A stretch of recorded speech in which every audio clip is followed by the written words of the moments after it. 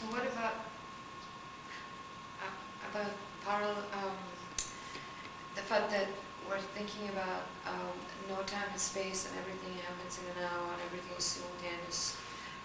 So all my past life and all my future lives are happening in the now. I mean, how does that fit in the lack of time and space? That is part of the outer two layers of reality. You can create that reality for yourself, or your mass consciousness can create it, but on the inner universal core reality, there is time. Time passes. But time is so vast. For instance, you're thinking about, let us think about time for a second.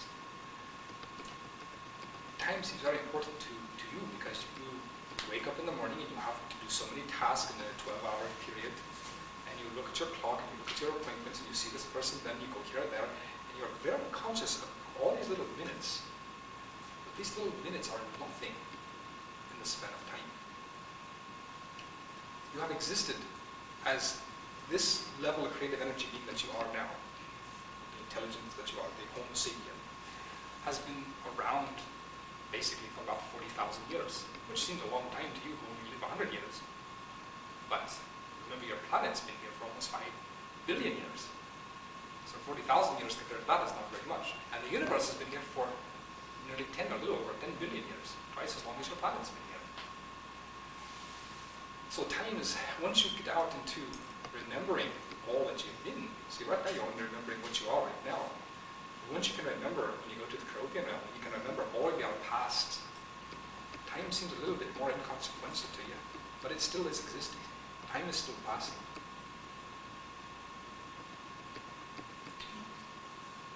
Why are we mucking around in this when what we need to do is, it seems, is to live fully in the present and go directly into universal consciousness? That's a good question.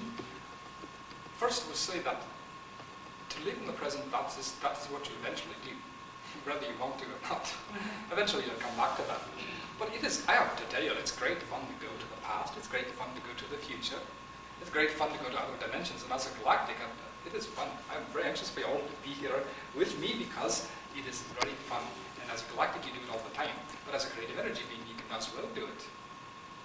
Perhaps that could be another discussion of another time, how we do this time travel, dimensional travel.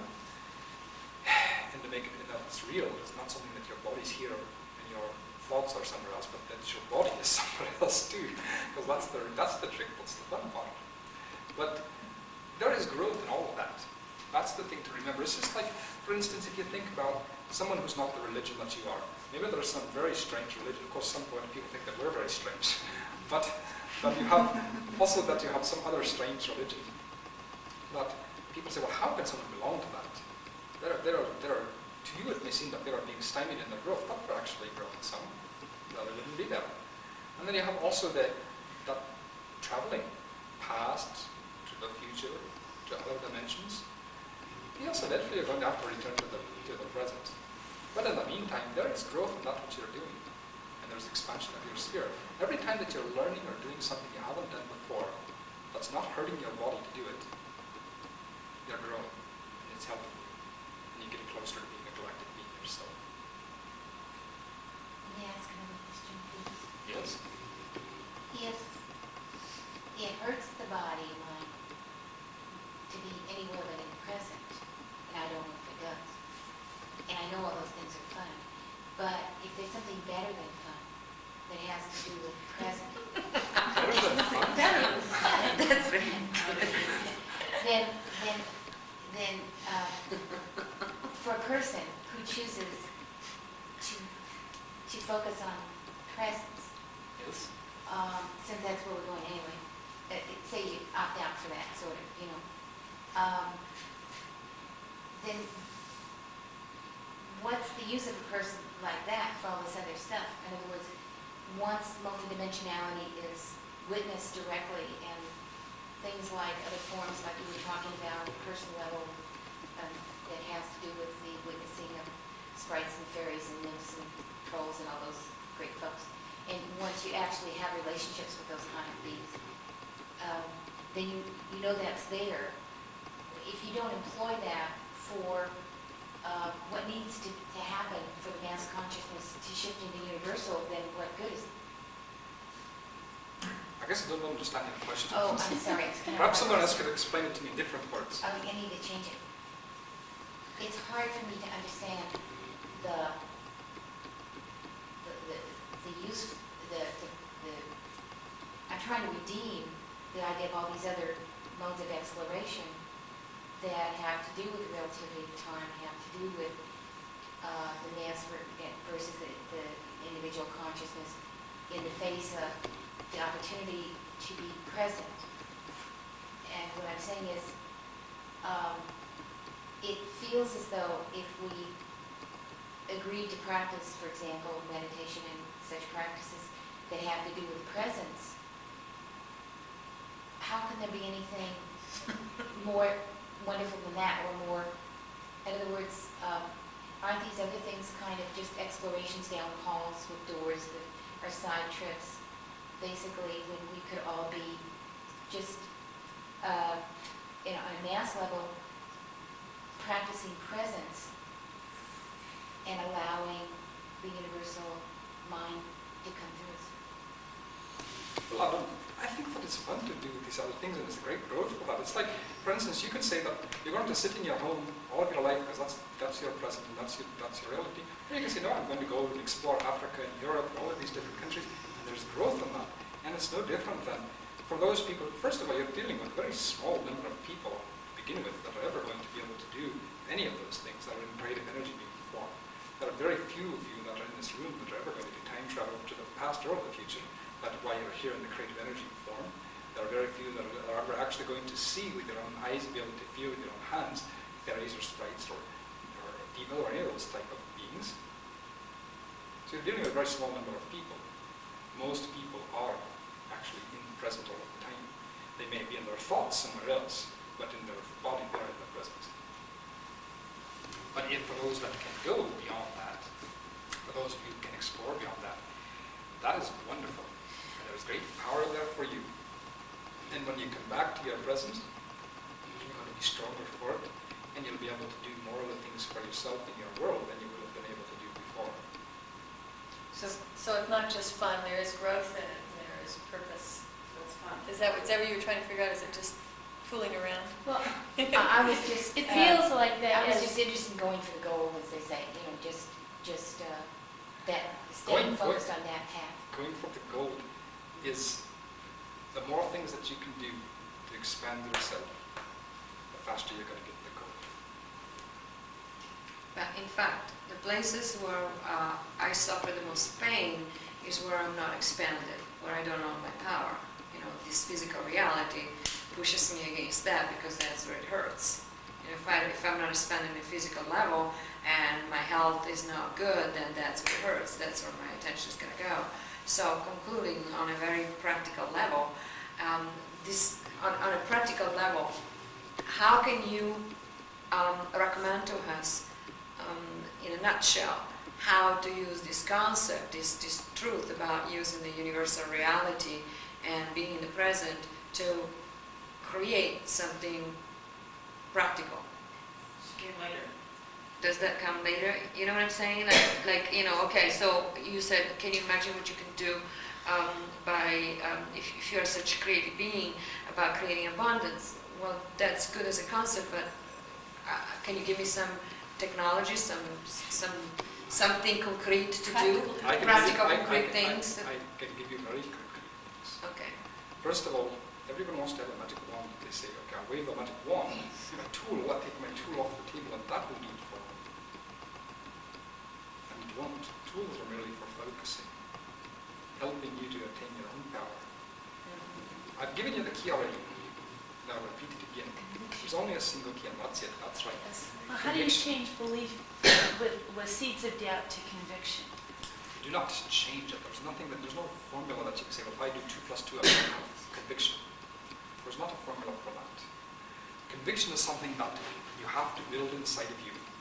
And you have it or you don't. And most of the time you don't, till you do. And when you do, you'll know it. Because, you see, conviction is illogical. That's something you have to understand about conviction.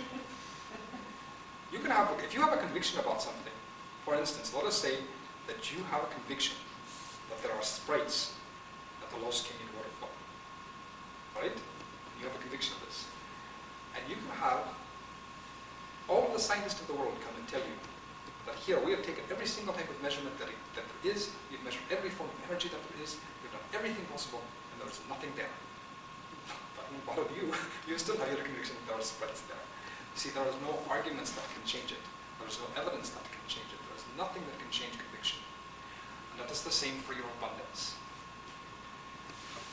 You have to be able to look yourself in the mirror. And there are many exercises that you can do. We have done in the past the exercise of I am the master. Is everyone who remember that who was there? Mm-hmm. How many people have been doing that every day since then? You see, you ask me for keys, and I give you keys, but then you don't use them. That is a great key. It's a very powerful key. And rather than give you new things, I will give you the old things. Do the I am the master exercise in front of the mirror each day. It's the most important thing you can do in your life if you're trying to change your life. At first when you say it, it's like planting a seed. You see the words we used before, belief and hope and wish and conviction. Conviction, you don't go from here to here by turning a door. It's a metamorphosis, and belief is part of the metamorphosis. You begin by believing. And in that believing, there is some doubt. But you begin by believing, and you want to plant the seed. Like, for instance, let us say that you're going to have the seed of abundance. So you begin by planting the seed. And you just have a portion of belief that that seed will sprout. There's a part of you that doesn't believe it will. But enough of you believes that it will, that you're at least making some effort to do something. Action. Remember the two pillars that I've talked about before. For anything that you want to do, there are two pillars that make it happen. The first pillar is action. Physical, real, in the present actions. And after you've done the actions, not before, after you've done the actions, then you use your abilities that you're learning as celestial hydraulics at depths to bring in and change the energy patterns, to focus the energy patterns, to do that change that you want, whether it's a change in relationships or a change in abundance or whatever it is. Too often what I've been seeing is that people do this part really good. They think about the energies, they meditate, they focus, they do all that, but they don't ever do the action part over here. And not just any action. You can do it. You can be like a boat without a rudder. It's going easy and dizzy all around, but it's not getting anywhere. You can be like a rocking chair, as I talked about before. It's rocking back and forth, it's moving, but it's not getting anywhere. Those are actions. Actions that are counting are actions that are getting you somewhere. There's a step-by-step process for everything that you want. And for instance, in abundance, in success, I think there is probably no other subject on this planet that is better documented by people who have been successful. You can go to a bookstore and you can find shelves and shelves of excellent books that tell you what these action steps are by people who have done it. And these are fundamental steps that aren't the same for everyone. If you follow those fundamental steps, you get the same results as the person who has done it in the past. And especially that you then do the second step, you bring in the energies and you magnify, amplify that which you're trying to do. So you have a lot better chance of success out of it than the person who's just doing the steps alone. So there's no need for me to elaborate on these different steps for that particularly, because there's so much material out there for you already. But as far as yourself, you have to believe in yourself. I believe in you. I truly do. Every one of you. I am very edified that you are here tonight. My heart goes out to each one of you. I want to see you become all that you can become, but I can't do it for you. Only you can do it. You have to look yourself in the mirror. And no matter what your past is, whether you failed everything in your life, whether your body is a miserable mess, it does not matter. You need to look at that mirror. You need to say, I am a master. I am the master. I am the master. I am beautiful. I am healthy. I am strong. I am successful. I am wealthy. Whatever it is. Not that I will be, but that I am. Not that I can become, but that I am. My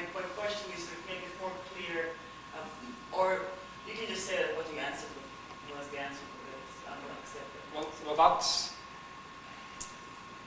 there is certainly, you have to understand that there is something that is to do with mass consciousness that I should explain further to you. The mass consciousness can create all kinds of interesting realities.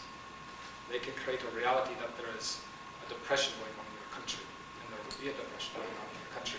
And you may not believe there's depression going on in your country, but the mass consciousness is more powerful than you alone, and so the depression is there. However, even though that is there, created by the mass consciousness, you do not personally have to have your personal sphere of existence affected by it. Your personal sphere of existence, you are the master of that. And no amount of mass consciousness can change you being the master of your own life. No amount of terrible things going on all around you can change the fact that you are the master of your life, and they do not have to be going on in your life. But it comes back to conviction. Conviction is a word that I would ask you, if you truly want to change something in your life, say that word over and over during the day. Do the master exercise.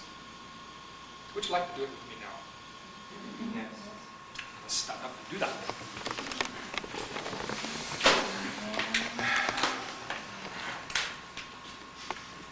We'll start by our hands on our chests, over our breasts. You breathe. That's important. Brother Master, you must breathe. Do not be timid. That's where it begins, in your breath. So often people do not breathe. They are very timid in their breath, and everything else comes out timid after that too. Start by breathing of the master breath. And now, flex your muscles of your arms and your shoulders and your back. Don't move your arms too much. Just flex them, tense them up. Pull the energy of your own auric field into you close. Feel it concentrating right underneath your hands, right in the center of your being. And then in an explosive burst, follow me. I am the master! I am the master! Doesn't that feel good? I am the master! I am the master. I am my master! No one is my master but me. No one is my master but me. I create my own reality. And I create abundance. I am rich. I am beautiful. I am loved. And I am the master. Do that every day in the mirror. And you will see. What else in my life? Chooses me all the time.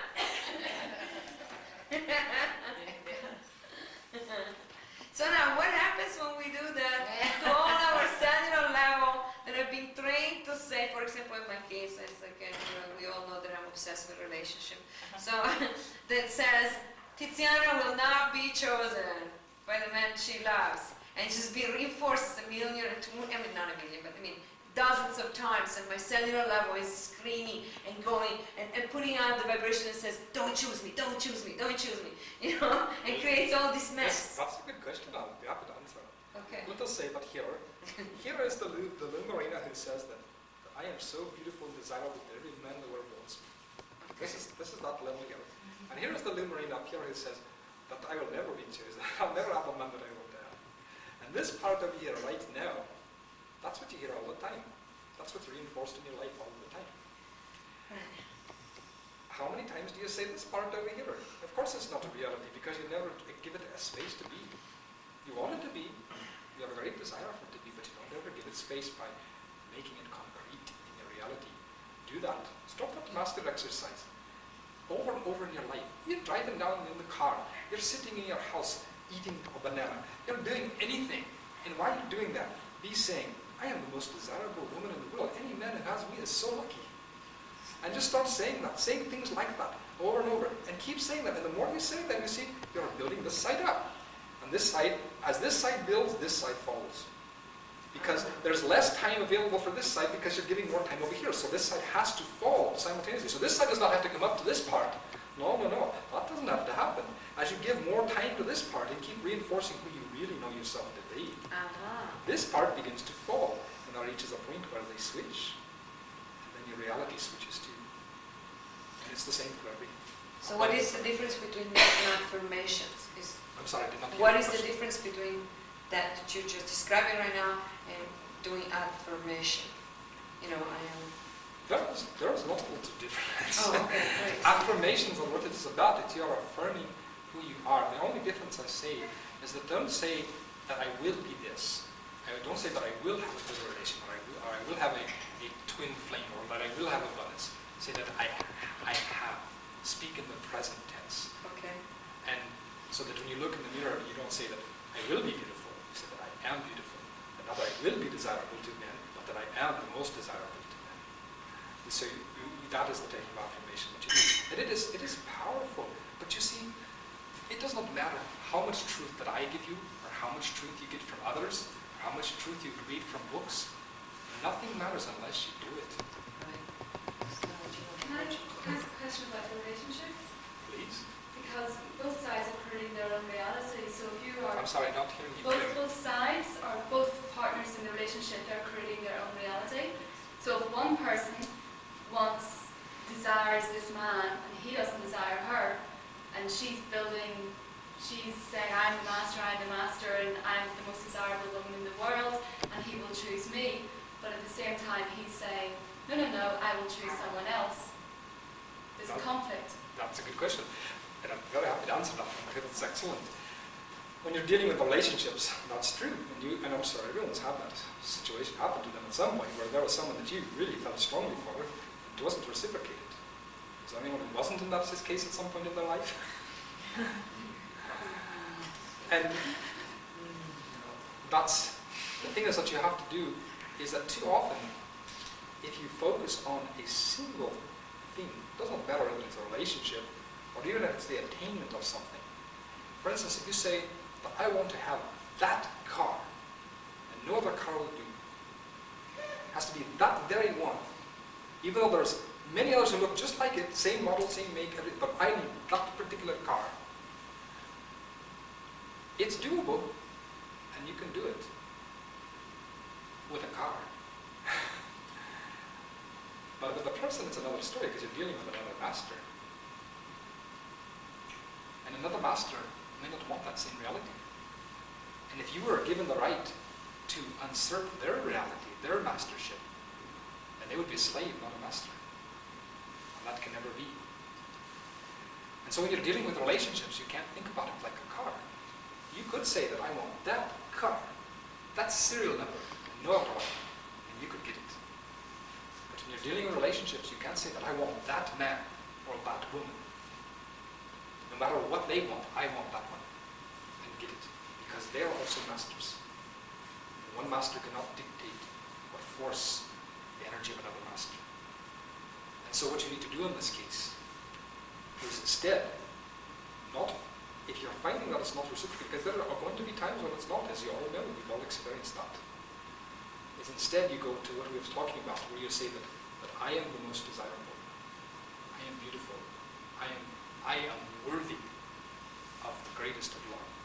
I am worthy of a man or a woman who will love me in every way that I want to be. And I know that I will have that man or that woman very soon, or right now. Either that man is in my life right now, that woman is in my life right now, even though it may not be at that time. But you say that it is. That man is in my life right now, that woman is in my life. Maybe it's not the one that you want, but you're saying it anyway. And it will happen for you. It may not be that man that you have your foot on, but actually a far better man would come along that will meet all of your criteria. And it's the only way you can deal with other masters. Because there never can be a slave in the master's.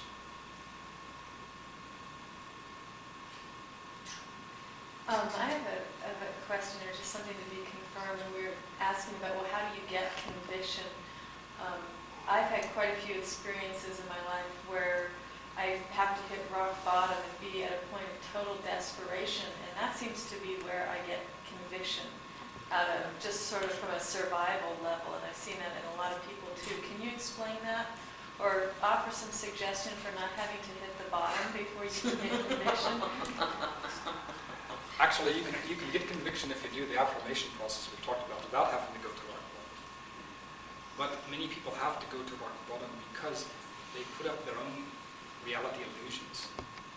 They create illusions around themselves that are not based on truth, but are based on illusion. They're not a reality that they're actually creating, which would be a true reality for them, but they're an illusion reality. It's a whole other thing. Let me see how I can explain this the best. Everyone seems to be concerned about abundance, so I suppose I use that as an example.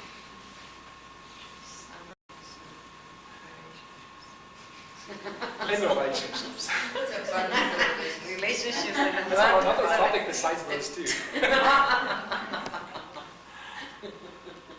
Or we could put them together and say we want a rich relationship. Yeah, right. I like that. Let's do that. Perfect. Let's do that. I vote for that. Yeah. Don't be shy. You see, oftentimes you put up these facades around yourself. The person that you show to other people, oftentimes is not the real you. And you know that. At least sometimes you do. However, most of the time you don't even admit to yourself who the real you is. You fool yourself too. As long as you're fooling yourself and trying to fool others, even subconsciously,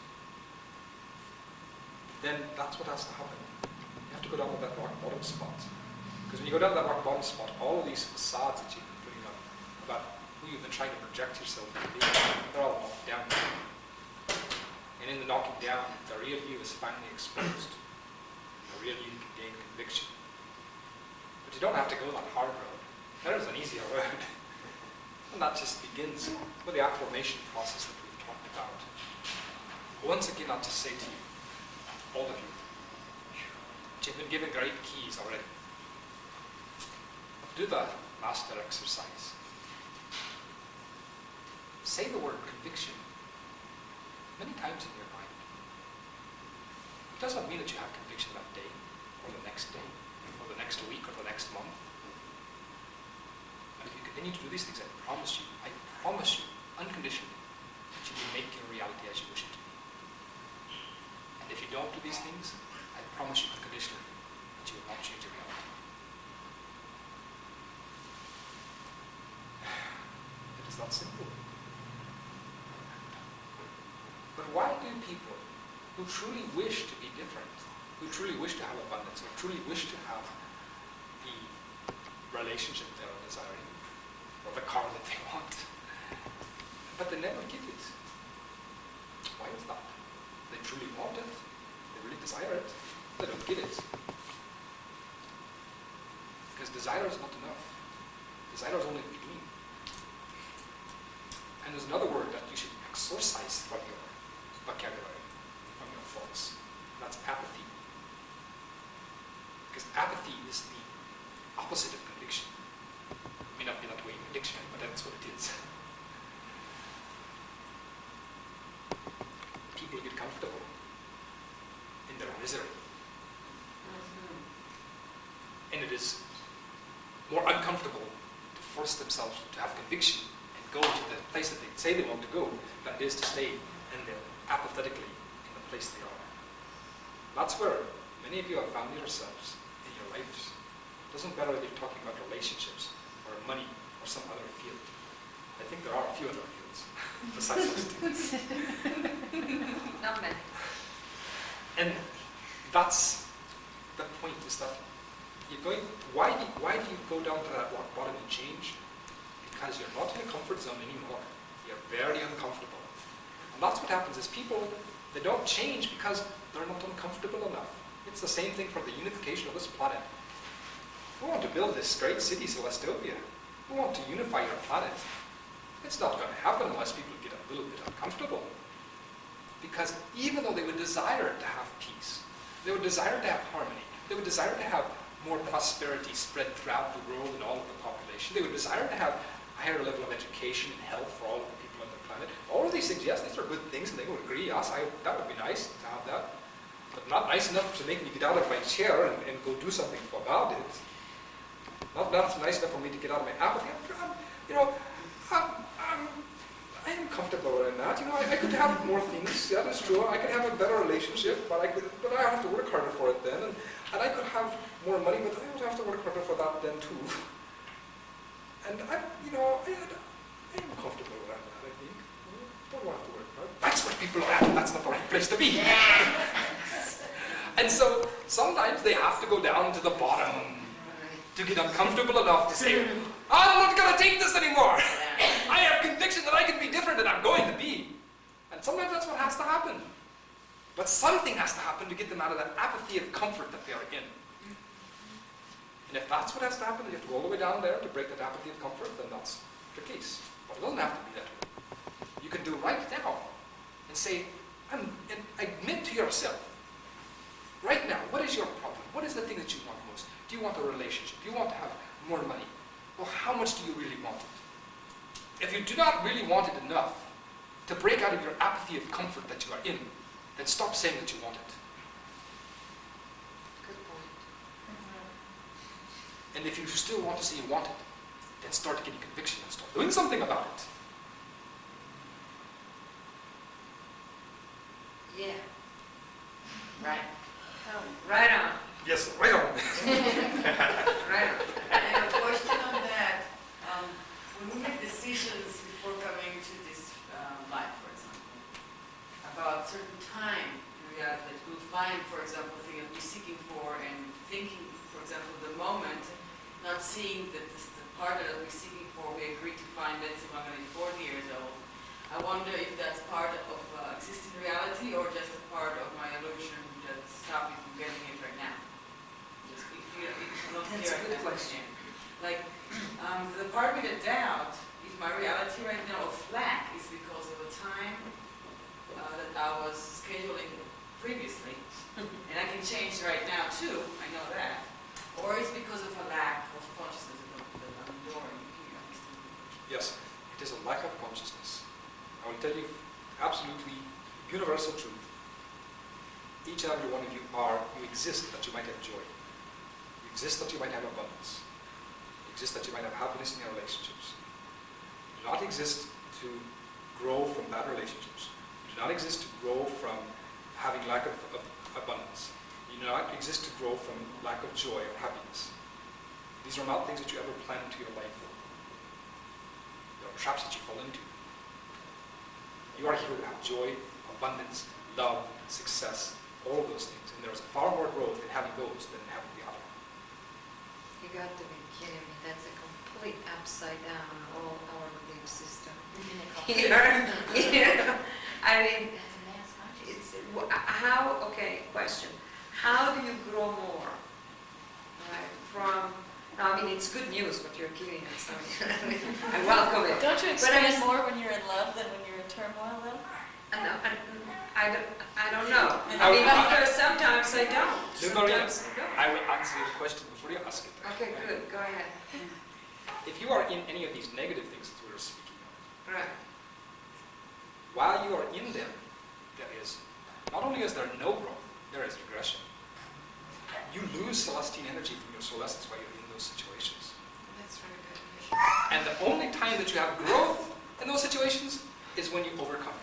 At the Yeah. point that you escape from them and walk away from them and leave them behind, then you have growth. And then you can gain back celestine energy that you lost. But while you're in them, you are losing celestine energy. On the other hand, when you're in the other things of joy and happiness and abundance and love, each and every day of your life you are gaining celestine energy and you are growing. And in that growth, you are helping those around you to grow as well. I got it. Thanks. I have a question. Yes. That's something maybe you could just clarify. A lot of us are trying to get into abundance and feeling like we have abundance and all, but we get stuck in the traps of what you're talking about is the action stuff. And a lot of it is bad bad habits, a lot of it is lack of training on how to do it.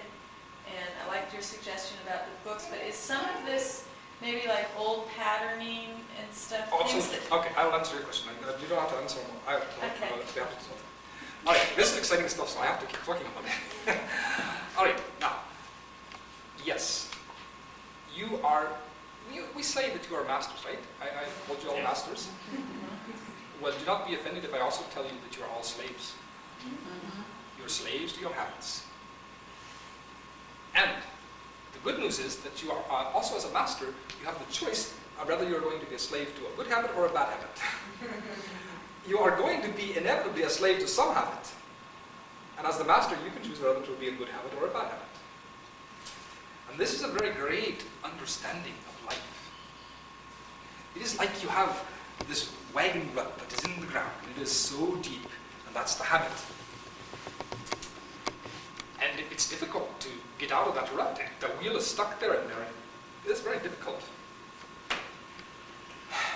And if you want to know a great truth, know this, that if you have a bad habit in your life, maybe you are addicted to some substance that's not good for your body, maybe you do not eat good, maybe you are not the best person to be in a relationship with because of the way you are with other people, maybe you don't make good use of your time during the day, so you don't get much done. It does not matter what bad habit that you have. You cannot simply say, I am no longer going to do that habit anymore. I bet many of you have tried that. Perhaps you have found that you have an addiction you need to break, and perhaps you have found that you are eating bad food and that you are gaining too much weight all the time.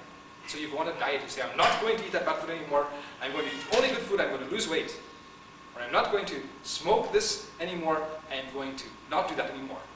And for a time it lasts, and then you go back to your habit. And you gain your weight back. You start smoking this again. Why is that? Because you did not break the habit. The only way that you can break a habit is to replace it with another habit. You are slaves to your habits. And you must choose to be rather a slave to good or a bad habit. But you will be a slave to one habit or the other. And if you just simply say, I will stop this bad habit, and you replace it with nothing good in its place, then you will inevitably go back to the bad habit. Like night follows day, you will inevitably go back. You can only change if you actually replace that bad habit with a good habit instead. For instance, you don't mind if I look at you a little bit, do you? No. For instance, let us say that you're overweight, you know that you eat bad food, and so you go on these diets all the time, trying to lose weight, you lose a little, and you always go back. How about if you start to exercise as well, and replace the bad habit of eating bad food with actually saying, okay, instead of eating this, I'm going to eat this, not diet food, I'm not going to eat diet food, I'm going to eat good, healthy food, regular food, I'm not going to worry about the diet, I'm just going to eat good food that I know is good food. And I'm going to exercise. I'm going to replace my bad habit of sitting at home and watching television when I come home from work, and I'm going instead to go work out at the local place to work out. That's replacing a bad habit with a good habit.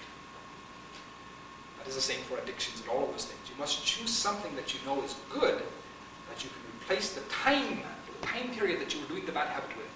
You are replacing that time period with something that is better for you.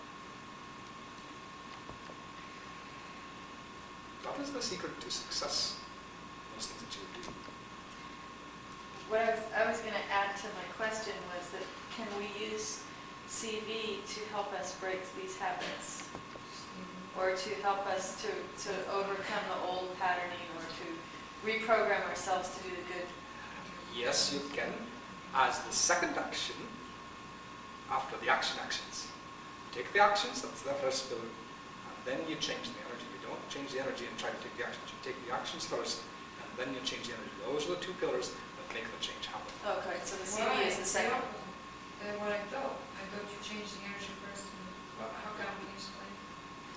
If you only change the energy first, that's what you're thinking of doing. But what happens is that it becomes a crutch for but has no substance.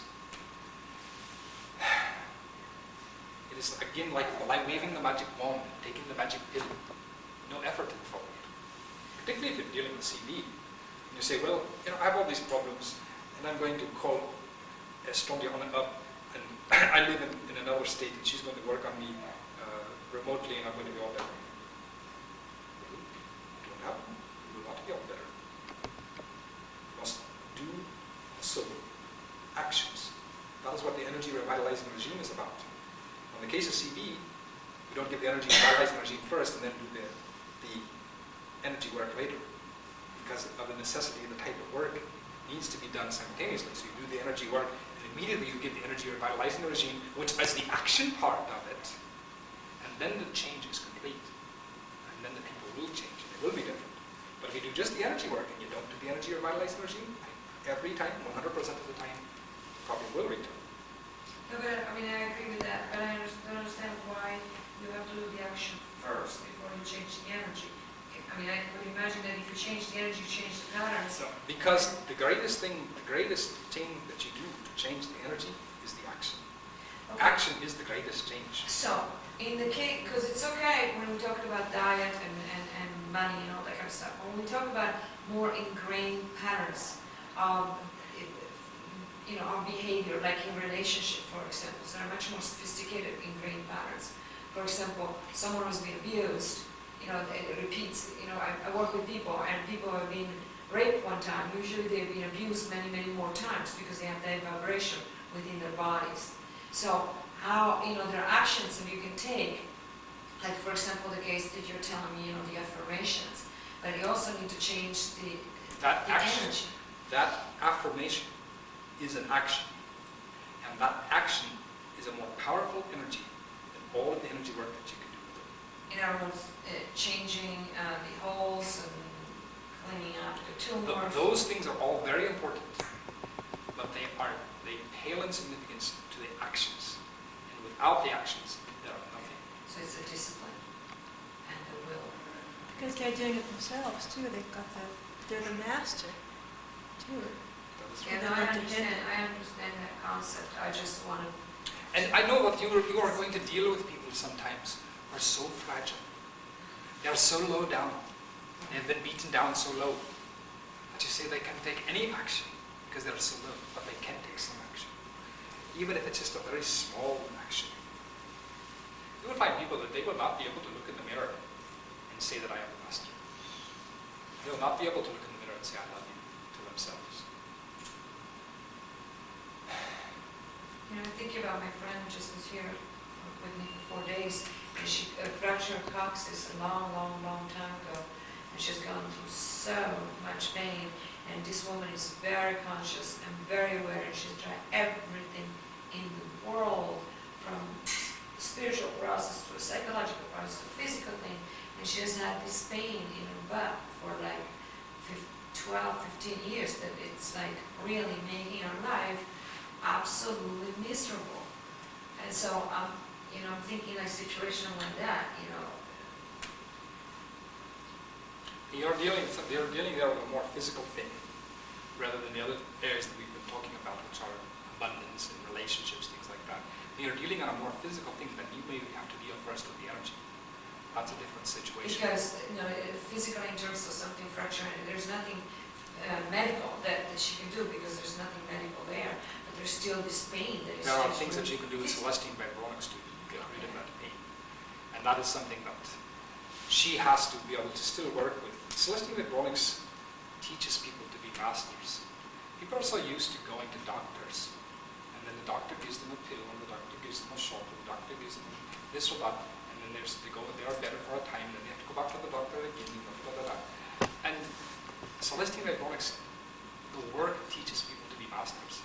Do not consider yourselves to be doctors that the people just come to and get fixed, and they do nothing of themselves, because the problems will come back to them. They have to be taught to do some part of it themselves. Even on this part where you're speaking with your friend who has the pain here that is caused by this fracture. This pain can be alleviated with Celestine Vibronics. But part of that alleviation is work that she has to do in the energy revitalizing regime. That is part. if she is unwilling to do her part, then the celestial embryonics work by itself will not take care of the problem. Because she must be willing to also be part of the master. Yeah, she's willing to do anything. And that is a solvable problem. Okay, thanks. I think I've probably drifted somewhat from the topic of my subject of the nature of reality. But I would like to, there is such great energy here, we did this before. I'm going to conclude my dissertation tonight.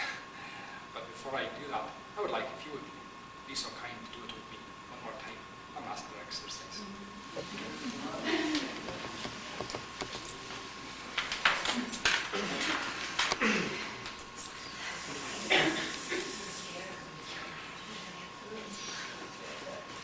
Feel a peace and a calm inside yourself. Take deep breaths. Feel a total peace inside of yourself. Let all of your cares and your worries about money and relationships or anything else just vanish.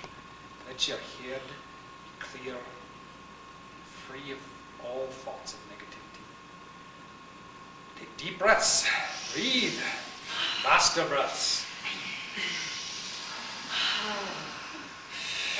And breathe out deeply as well.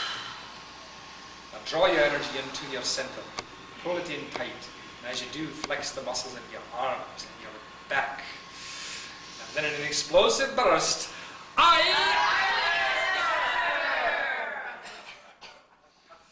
once again, draw it in.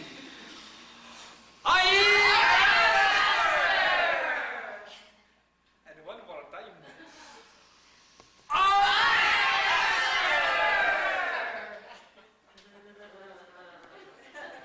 I create my own reality.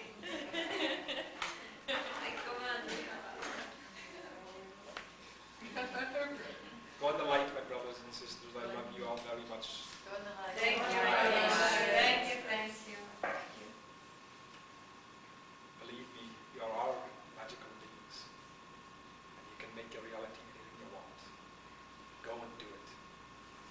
Go on the